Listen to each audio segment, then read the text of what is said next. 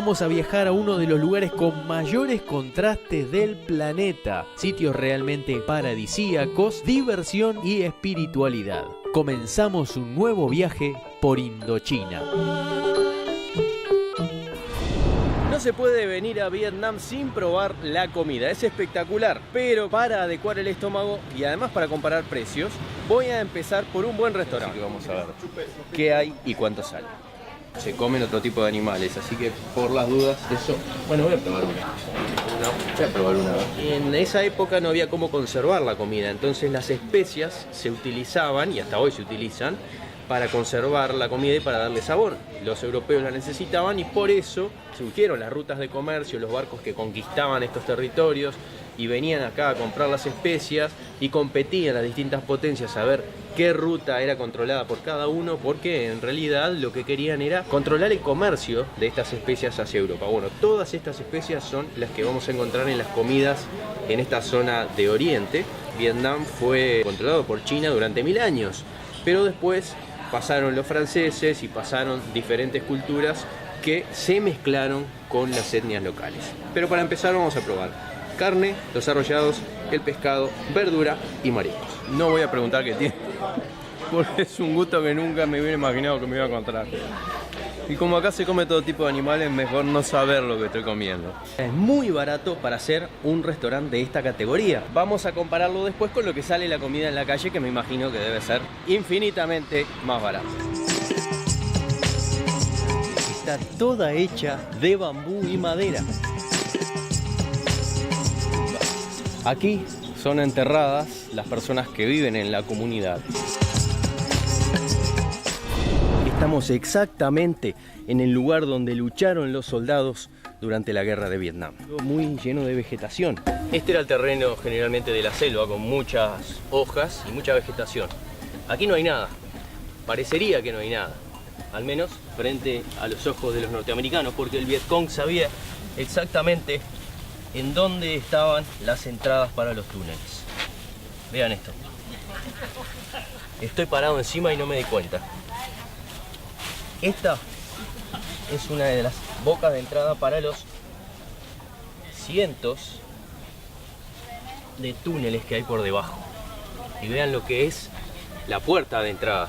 Tengamos en cuenta que los vietnamitas son muy pequeños y entonces esto ayudaba también a que se pudieran ocultar de esta manera. El último que entraba en estos túneles tenía que encargarse de tapar de esta manera, levantaba la tapa y la escondía con las manos arriba. Si venían tropas, tiraba una granada y se metía para adentro y quedaba oculto. Este era uno de los búnkers de donde peleaban. Y vean lo que es la entrada. Miren lo que es esto, ¿no? Me estoy prácticamente arrastrando y apenas entro en el túnel. Estos túneles tienen cientos y cientos de metros, incluso kilómetros. Es impresionante estar acá sabiendo que de arriba te están bombardeando o que te están llenando de agua. Miren las bifurcaciones. O que te están tirando gas venenoso. Y acá vivían semanas, meses, sin prácticamente ver la luz. Por fin llegamos a la salida y vean lo que es la entrada del túnel. Apenas entra una persona agachada. Esos sonidos que estamos escuchando son disparos reales, porque en este lugar, controlado por el ejército de Vietnam, uno puede disparar las armas reales que se utilizaron en las batallas. Por ejemplo, aproximadamente cada bala cuesta unos $2. Estamos en Da Nang. Aquí comenzó la invasión francesa en el siglo XIX cuando conquistaron Vietnam. Y en este mismo lugar fue donde desembarcaron los norteamericanos en el comienzo de la guerra de Vietnam en los años 60. Este es un punto estratégico porque estamos en el límite prácticamente entre lo que era Vietnam del Norte y Vietnam del Sur. Y fue entonces en este lugar en donde los norteamericanos instalaron una enorme base militar desde la cual salían a bombardear a Vietnam del Norte. Aquí tenemos un símbolo de la ciudad como es el Puente del Dragón. Todo este puente está basado estructuralmente en la forma de un dragón. De noche se ilumina e incluso en los festivales las dos cabezas del dragón llegan a escupir fuego. Presenta Carrasco Viajes. Acompáñanos a un nuevo viaje a Indochina en marzo.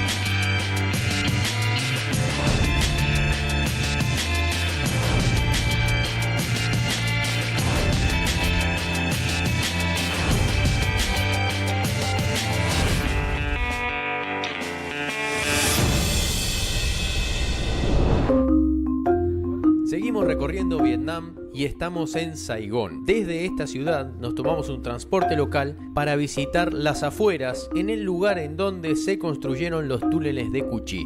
Tengamos en cuenta que durante la guerra de Vietnam, Saigón era una base militar y zona controlada por los norteamericanos. Por lo tanto, la gente que vemos en la calle, la mayoría de ellos descendientes, pero otros directamente vinculados a esa época, formaron parte de la guerra y fueron estas familias las que construyeron estos túneles. Bajo tierra vivían miles de personas que se preparaban todos los días para salir a atacar, formando un ejército invisible contra el cual tenían que combatir los norteamericanos.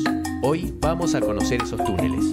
Esta es la selva de Cu Chi, cerca de Saigón. Estamos exactamente en el lugar donde lucharon los soldados durante la guerra de Vietnam.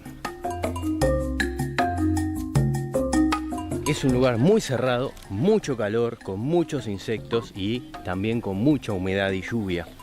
Tengamos en cuenta que es prácticamente imposible ver a alguien en este lugar, y más si consideramos que los vietnamitas son muy flexibles, muy pequeños y se camuflaban perfectamente arriba de los árboles, esperando incluso días que pasaran las tropas norteamericanas. Debajo del terreno estaban los túneles, y también vean lo que es este terreno. Es prácticamente imposible detectar una entrada porque siempre está muy sucio, muy lleno de vegetación. Entonces este era el sitio ideal para el camuflaje, y de esa manera los norteamericanos sufrieron aquí el ataque de los guerrilleros. Estamos en Cu Chi y aquí vamos a empezar a descubrir estos túneles y sus entradas, que son prácticamente indetectables. Cada centímetro uno tiene que moverse a través de las plantas, las lianas, y es muy difícil caminar. Así que imagínense lo que era para los soldados norteamericanos pelear contra un enemigo invisible. Ellos prácticamente no sabían, no veían quién los atacaba, y por eso decidieron quemar la selva, decidieron tirar millones de litros de productos químicos para secar totalmente la selva y de esa manera poder entrar mejor. Por aquí también entraban los tanques y entonces necesitaban un terreno limpio. En este lugar además tiraron 7 millones de toneladas de bombas.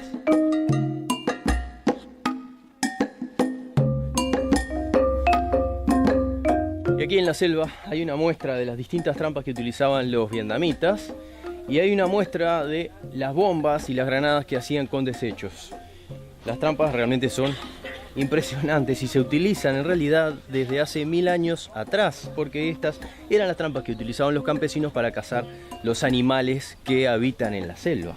Por lo tanto, conocían muy bien su funcionamiento y fueron los medios que utilizaron, los medios que tenían para combatir a un enemigo mucho más poderoso. Esta, por ejemplo, era una trampa de puerta.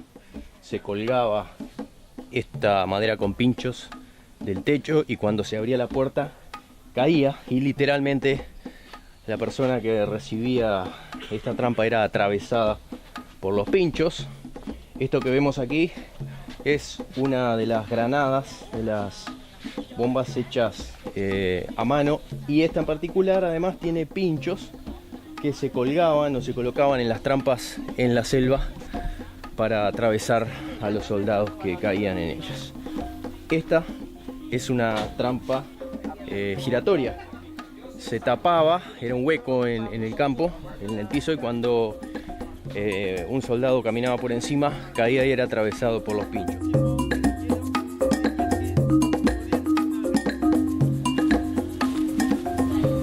Este era el terreno generalmente de la selva, con muchas hojas y mucha vegetación. Aquí no hay nada, parecería que no hay nada, al menos frente a los ojos de los norteamericanos, porque el Vietcong sabía exactamente en dónde estaban las entradas para los túneles. Vean esto. Estoy parado encima y no me di cuenta.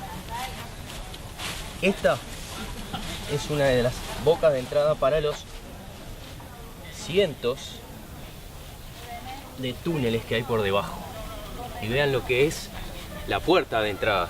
Tengamos en cuenta que los vietnamitas son muy pequeños y entonces esto ayudaba también a que se pudieran ocultar de esta manera. El último que entraba en estos túneles tenía que encargarse de tapar de esta manera, levantaba la tapa y la escondía con las manos arriba. Si venían tropas, tiraba una granada y se metía para adentro y quedaba oculto.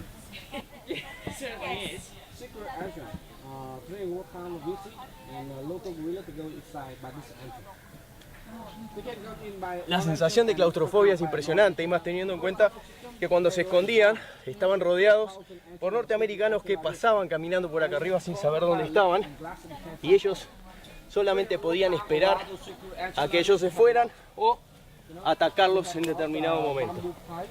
Es impresionante. Vean lo que es esto. En un segundo la entrada queda oculta y ya prácticamente es indetectable.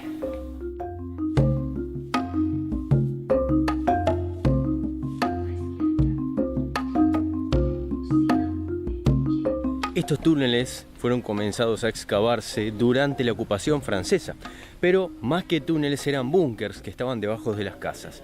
Lo que pasa es que cuando los norteamericanos encontraban uno de estos accesos, agarraban fácilmente a las personas que estaban debajo porque no tenían dónde salir, era simplemente un hueco, un búnker.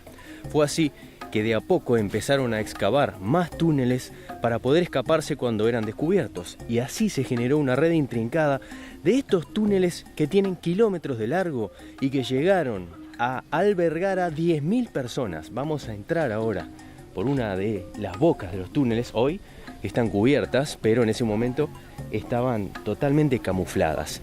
Una de estas entradas nos lleva al laberinto que tenía no solamente pasadizos secretos, sino también hospitales, depósitos de municiones y lugares donde vivía la gente durante mucho tiempo esperando para atacar a los americanos.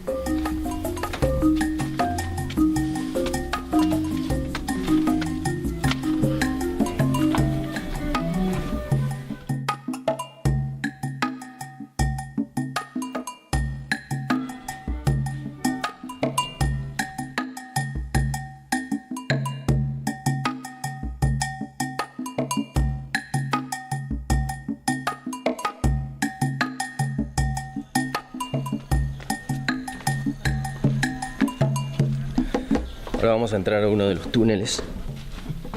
Este era uno de los búnkers de donde peleaban. Y vean lo que es la entrada.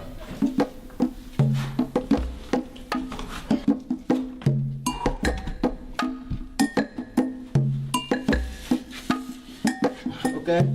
Yes.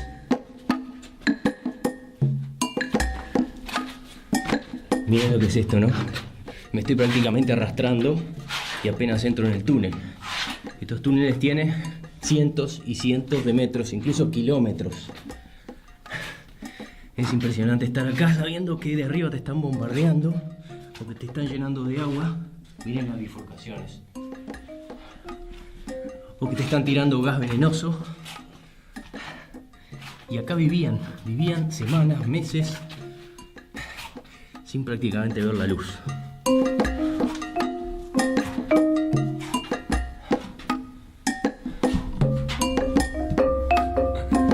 Por fin llegamos a la salida y vean lo que es la entrada del túnel. Apenas entra una persona agachada.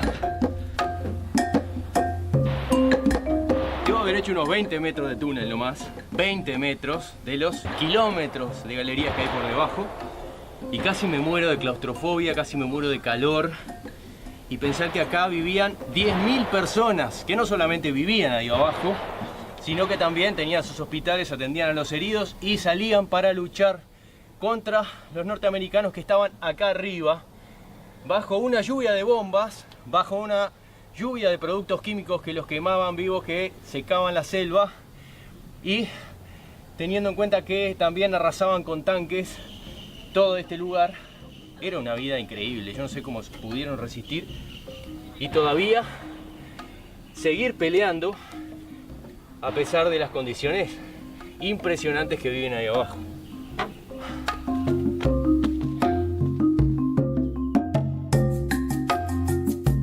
Este es otro lugar con mucho espacio, que era el comedor o la sala de reuniones, donde decidían las estrategias más importantes, y está comunicada con la cocina, que está diseñada para que el humo salga lejos, y el sistema hace que la leña sea puesta acá, el calor con la brasa caliente, esto que tenemos aquí,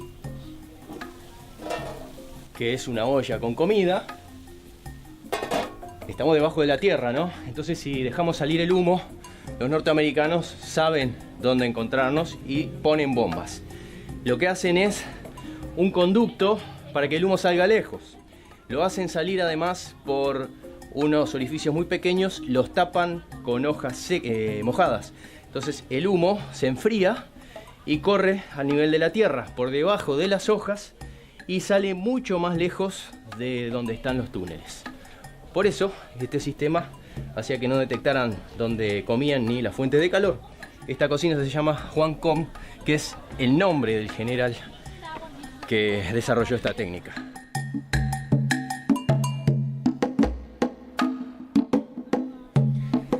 Esto que vamos a ver ahora es uno de los huecos por donde respiraba, por donde salía y entraba el aire hacia los túneles. Hoy está limpio, estamos en una zona que se despejó para que se viera, pero si nos levantamos un poco nos damos cuenta de lo que es la selva, así que todo esto cubierto de vegetación era prácticamente indetectable. Así funcionaba el sistema de túneles, que tenía una serie de laberintos que además funcionaban técnicamente con el calor interno. ¿Por qué? Porque los aviones norteamericanos, como no veían nada a través de la selva, no podían detectar a los guerrilleros, y lo que hacían era utilizar sensores de calor. Los aviones volaban con sensores y donde detectaban una zona caliente dejaban caer las bombas. ¿Qué hacían los vietnamitas? Dentro de estos túneles crearon una especie de horno donde, una vez que cocinaban prendiendo fuego con leña, el humo y el calor pasaba a través de un cilindro. Este cilindro hacía girar ese aire caliente, golpeaba las chispas contra los bordes y enfriaba la temperatura del aire, que luego salía por esas pequeñas bocas que vimos recién. Entonces, cuando el aire salía, ya no tenía el calor suficiente para que los sensores de los aviones norteamericanos los detectaran, y de esa forma podían seguir ocultos en el interior de la Tierra.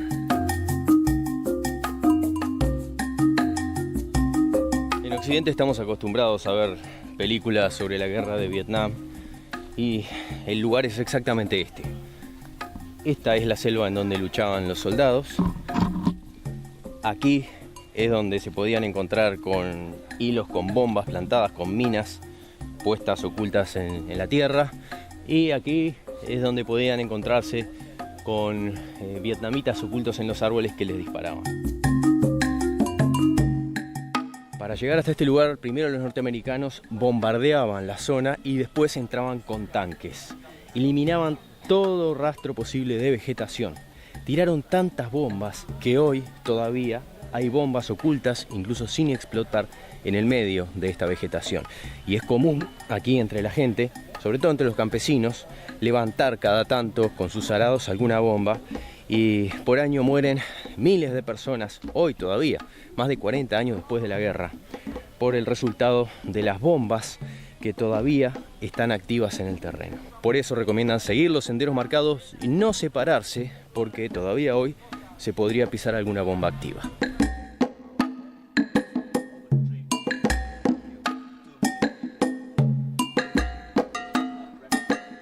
El calor es impresionante. Hace un rato nomás que estoy caminando por la selva y ya se siente la humedad, muy pesado el cuerpo, las piernas cansadas. Y no llevo peso, no llevo nada. Imagínense a los soldados norteamericanos durante días, semanas y meses viviendo este infierno, peleando contra un enemigo que aparecía de la nada, los mataba y después desaparecía y no sabían de dónde venían.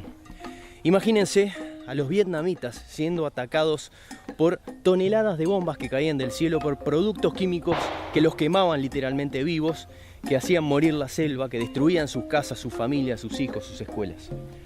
Esa era la situación donde yo me imagino que ninguno de los dos quería estar.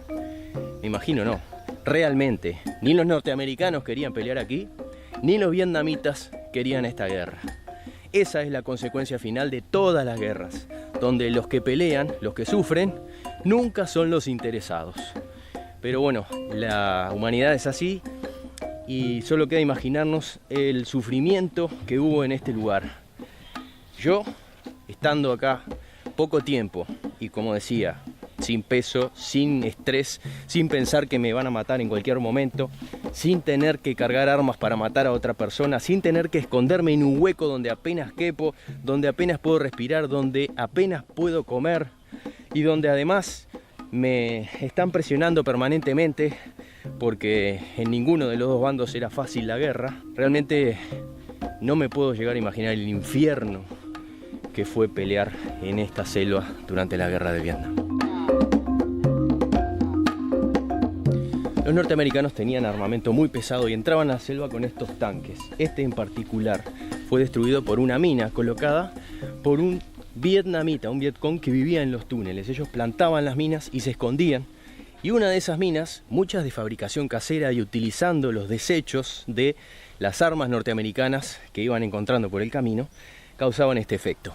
Imagínense un vietnamita pequeño, mal comido y generalmente pobremente entrenado, ya que eran los mismos campesinos los que peleaban, utilizando un arma que ellos mismos reciclaron de un pedazo de avión o una bomba sin explotar, hizo volar este tanque. Es un M41 que los americanos utilizaban para entrar en la selva. Así que aunque la lucha era desigual, por un lado había mucho poder, pero por el otro había inteligencia y sobre todo mucha convicción.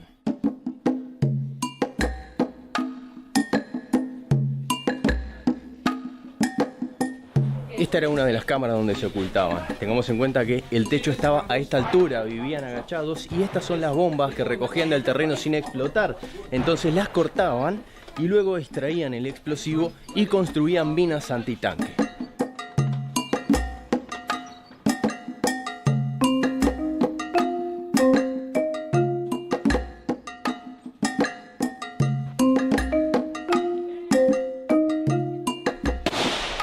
Esos sonidos que estamos escuchando son disparos reales porque en este lugar, controlado por el ejército de Vietnam, uno puede disparar las armas reales que se utilizaron en las batallas. Por ejemplo, aproximadamente cada bala cuesta unos $2. No hay que tener ningún tipo de permiso, simplemente para un soldado del ejército acompaña hacia el campo de tiro y se pueden disparar armas como por ejemplo, vamos a verlas, aquí están, una AK-47, K-63, M-60, M-30, lanzadores de granadas o una carabina, armas rusas y armas norteamericanas de gran poder y utilizadas en la guerra. A mí personalmente no me llaman la atención para nada las armas ni la guerra, así que no lo voy a intentar, pero los aficionados pueden hacerlo, pueden sentir lo que fue tener este tipo de armas en la mano. Algunas incluso están montadas sobre los jeeps originales americanos que quedaron desde esa época.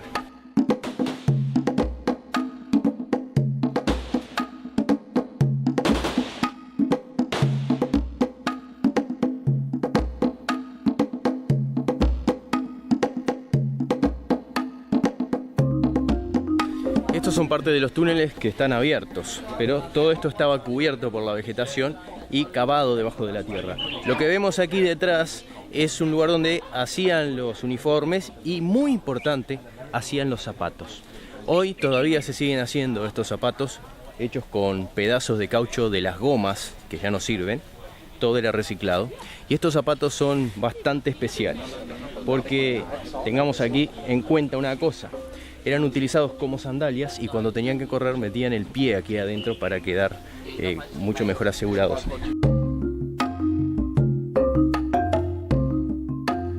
Los vietnamitas utilizaron una técnica muy inteligente. Construyeron zapatos con la suela al revés. Entonces, cuando salían y entraban de los túneles, los norteamericanos, siguiendo esas huellas, pensaban que iban hacia el otro lado y de esa manera eran prácticamente indetectables.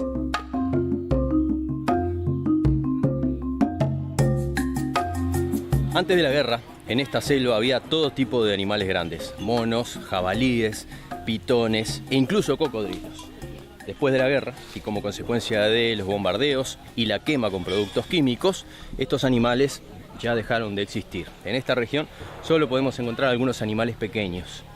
Pasaron más de 40 años y la naturaleza fue recuperando el terreno. Hoy, si nos paramos aquí, prácticamente no sabríamos que hubo una guerra y que esta fue una zona devastada. Sin embargo, si prestamos atención, nos vamos a dar cuenta que los grandes animales ya dejaron de existir.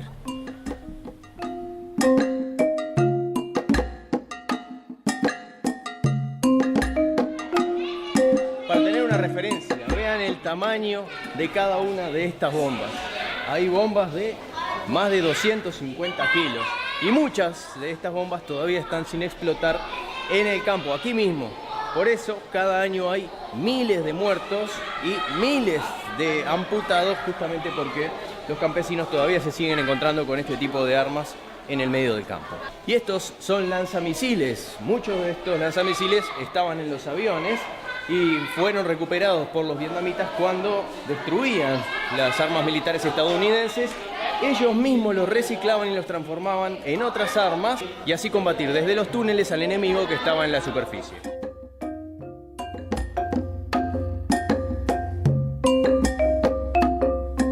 En el medio de la selva, de repente, los norteamericanos podían encontrarse con esto. Esto parece una formación natural, de hecho hay miles en esta selva, pero en particular eran aprovechadas por el Vietcong para hacer las respiraciones de los túneles. Entonces, cuando los norteamericanos encontraban algo así, lo que hacían era traer camiones de agua y rellenaban con agua los túneles para que los Vietcong se ahogaban o tuvieran que salir. Pero los Vietcong habían hecho un sistema de túneles más abajo donde canalizaban el agua y la desviaban hacia el río. También, cuando se dieron cuenta de eso, los norteamericanos empezaron a echar gas tóxico. Pero los Vietcong lo que habían hecho era que las distintas partes de los túneles estaban separados por un pasadizo muy estrecho. Los vietnamitas son pequeños, entonces solamente un vietnamita muy delgado pasaba por ahí. Cuando empezaban a llenar con gas tóxico, pasaban de una cámara a la otra y sellaban ese hueco estrecho y de esa manera quedaban aislados de los gases. Este sistema intrincado de galería fue lo que llevó a que la resistencia durara, incluso a pesar de las toneladas de bombas, el gas tóxico, el agua, los perros y los millones de dólares en recursos que los norteamericanos dedicaron para erradicar al Vietcong. Los Vietcong fueron prácticamente exterminados finalmente en esta zona, pero se dice que fue una victoria táctica, pero una derrota estratégica, ya que finalmente la cantidad de norteamericanos que murieron aquí, aunque muchísimo menor que vietnamitas, hizo mella en el pueblo estadounidense, y las personas que vivían en Estados Unidos empezaron a ponerse en contra de la guerra viendo que sus soldados morían, y ese fue el comienzo del fin de la guerra de Vietnam, hasta que en el año 1975 los norteamericanos decidieron finalmente retirar las tropas y la derrota fue definitiva.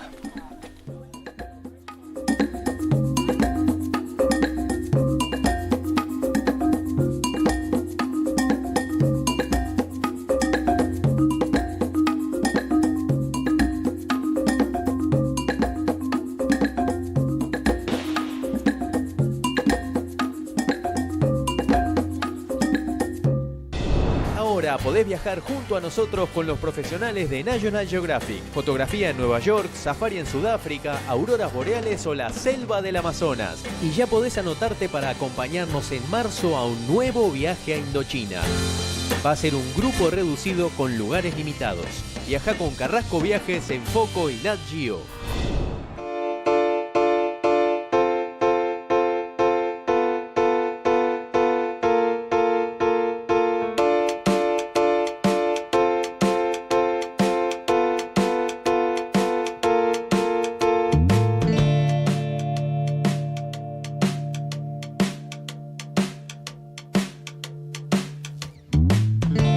Estamos en Da Nang. Da Nang es el puerto más importante que tuvo Vietnam, y durante la guerra de Vietnam aquí fue donde llegaron los norteamericanos.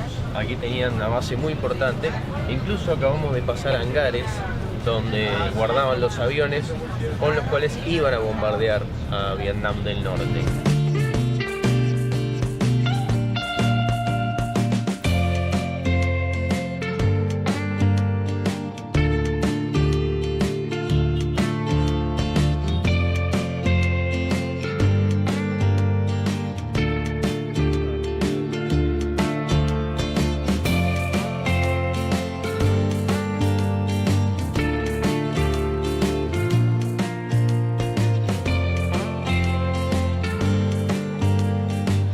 Estamos en Da Nang. Aquí comenzó la invasión francesa en el siglo XIX cuando conquistaron Vietnam. Y en este mismo lugar fue donde desembarcaron los norteamericanos en el comienzo de la guerra de Vietnam en los años 60.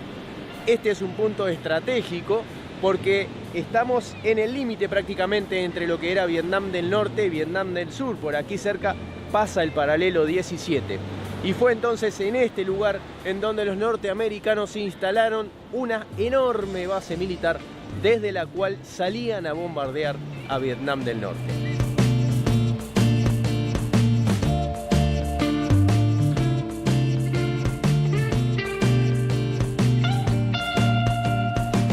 Es increíble pensar cómo este lugar, que hoy es una hermosa playa donde se construyen hoteles y hay todo tipo de servicios para recibir a la gente que viene a disfrutar, fue un campo de batalla, y no una, sino varias veces, porque aquí en el siglo XIX desembarcaron los franceses y podríamos imaginarnos las tropas y los barcos llegando hasta este lugar.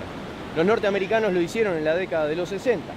En este mismo lugar, si pusiéramos a un soldado norteamericano descansando después de semanas o meses en la selva, viendo atrocidades increíbles y con su mente totalmente desequilibrada, donde sabe que va a pasar unos pocos días para luego volver a la batalla. Si hiciéramos correr el tiempo y ese soldado estuviera parado aquí, no entendería nada, no sabría lo que pasó, por qué la gente está tan tranquila y por qué los hoteles y grandes edificios se levantan para dar servicios donde estaban sus bases militares. Eso es lo que pasa cuando el tiempo transforma los lugares, y generalmente nos encontramos con este tipo de situaciones. Estamos en una playa disfrutando y no nos damos cuenta de que tiempo atrás aquí murió mucha gente. Las fronteras entre los países por lo general se definen por guerras, y cuando estamos en cada uno de estos lugares maravillosos tendríamos que conocer un poco más de la historia para saber que miles de personas dieron su vida para que este lugar se transformara y llegara a ser lo que es hoy.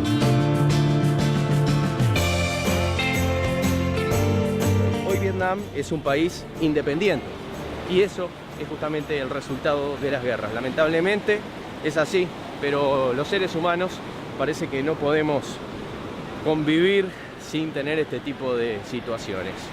La violencia nos define, nos contiene en lugares, genera países, y cuando unos le ganamos a otros, parece que podemos estar tranquilos y crear este tipo de cosas que podrían llegar a darse de repente si nos entendiéramos un poco más. Por suerte aquí la gente se maneja con otro criterio. En general tienen una filosofía de vida un poco más pacífica, por eso vale la pena hoy venir a disfrutar Vietnam, aunque estemos parados en un sitio donde se dieron muchas batallas y donde murieron miles de personas.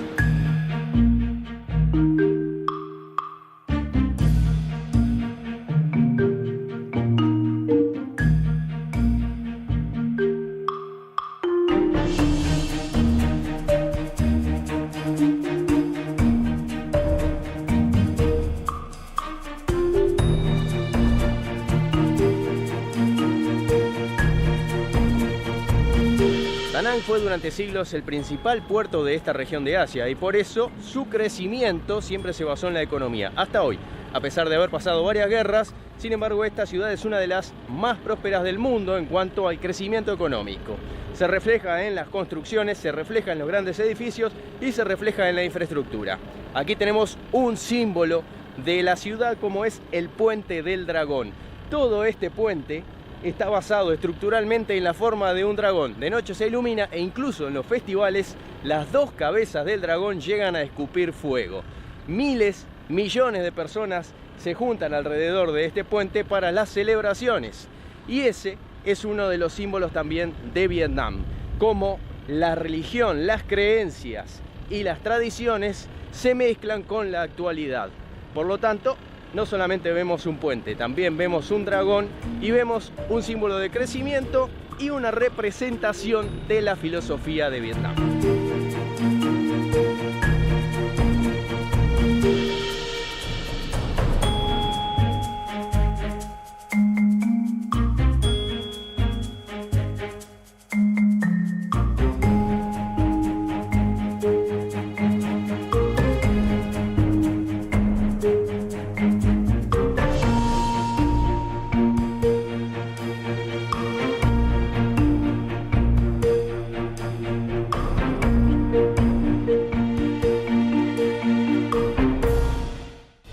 Estamos en Enfoco 360. Lo pueden ver entrando a nuestro canal de YouTube, www.youtube.com/Sebastián Beltrame. Y ahí van a encontrarse una serie de videos. Si los abren desde su celular o tablet con la aplicación de YouTube, se van a encontrar con esto.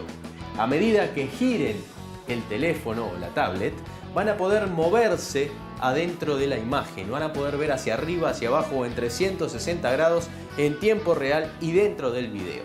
Estamos grabando en todas partes del mundo y en Uruguay. Así que a partir de este momento, ustedes pueden ingresar adentro de nuestros videos y acompañarnos directamente y virtualmente en nuestros viajes. Dentro de un laptop o computadora de escritorio, también lo pueden abrir entrando a nuestro canal de YouTube y al abrir estos videos los van a poder mover con el mouse. Es la primera vez que se utiliza esta tecnología en un programa de televisión y la estamos incorporando para que ustedes nos acompañen y formen parte de nuestros viajes.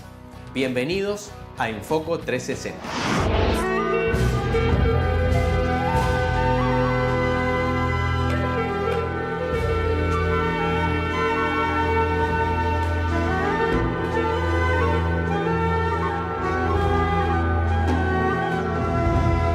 Seguramente todos estemos usando o tengamos cerca algún objeto que salió de este lugar.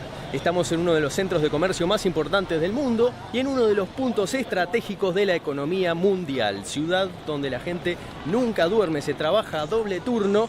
Viven 7 millones de personas en uno de los centros más densamente poblados del planeta. Vamos a conocer Hong Kong.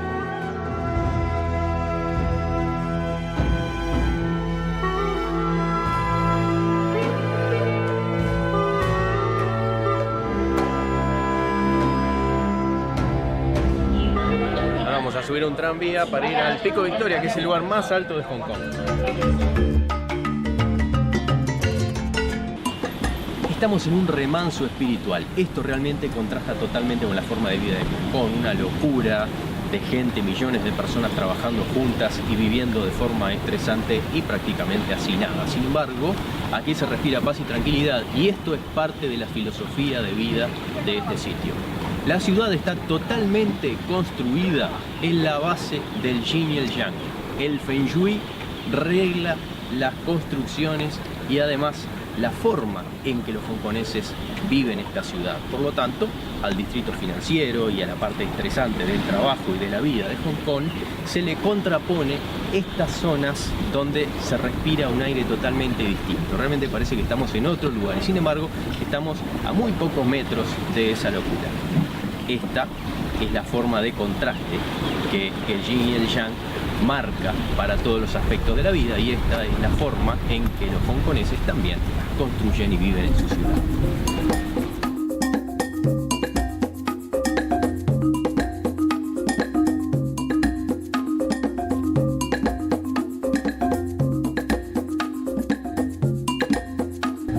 La vivienda es pequeña podemos solucionar el problema que unos trabajamos por día y otros trabajamos por noche. Y así podemos solucionar el problema de estar durmiendo en el sitio que no cabemos. ¿Cuántos viven en cada apartamento? Puedes calcular en 5 por 6, 30 metros cuadrados mínima, somos 6 personas. ¿Y cuánto cuesta? Esto depende, puede ser de $3.200 Hong Kong el alquiler hasta $5.500 de Hong Kong. Aquí es una zona libre, o sea, no se pagan impuestos. La gente no paga ningún tipo de impuestos al Estado. Y uno podría pensar, esto es espectacular. Sin embargo, tiene su parte mala. No existe la seguridad social. Por lo tanto, si alguien se enferma, tiene que pagarse su propio tratamiento. Y no existe la jubilación. El retiro, cuando uno deja de trabajar, significa que no percibe más dinero. ¿Cómo se mantiene esa persona? Bueno, la mantiene su familia. La tradición que tenemos es, donde salimos a trabajar, cada miembro de la familia se ocupa de entregar 70% de su salario y el 30% se queda para las cuentas personales.